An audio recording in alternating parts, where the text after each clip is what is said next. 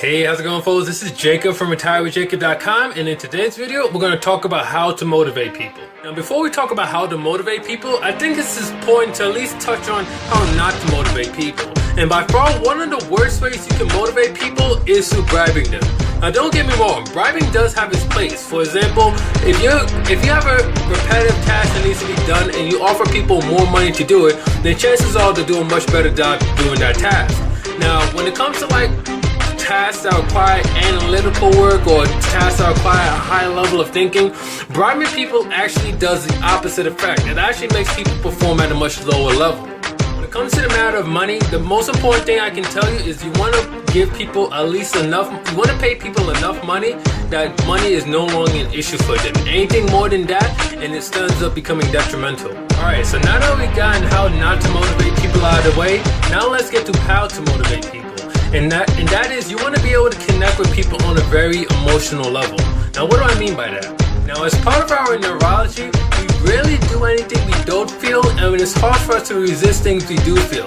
You see, knowing something isn't enough for us to make a change. Think about it for a second. Isn't it true that there's people out there who may know how to do something, but they may not necessarily do it? That's just how we are. We know plenty of things.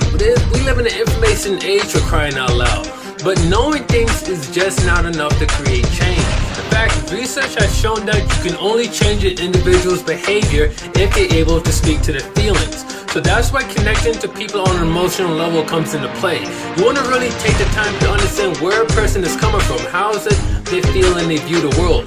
That's how you can figure out what motivates them. And once they're able to speak to that motivating factor within them, then you can go and you can create meaningful and lasting change. Last but not least, if you want to motivate people, you want to make sure that you're emphasizing progress. In fact, a Harvard research that was done concluded that nothing, and I mean nothing, is more important to people, nothing is more motivating to people than emphasizing progress. You want to make people reflect on how far that they come, make them reflect on their past accomplishments. Even if they're just taking small steps forward, you want to make sure you emphasize just the small successes, because that is what's going to keep people moving forward. In fact, research has also shown that persistent people think twice as long about their accomplishment compared to other people. Guys, once again, this is Jacob again from retirewithjacob.com on how to motivate people. Hope you got a lot of information on this, and I hope this motivates you to go out and start motivating other people. So make sure you hit that subscribe link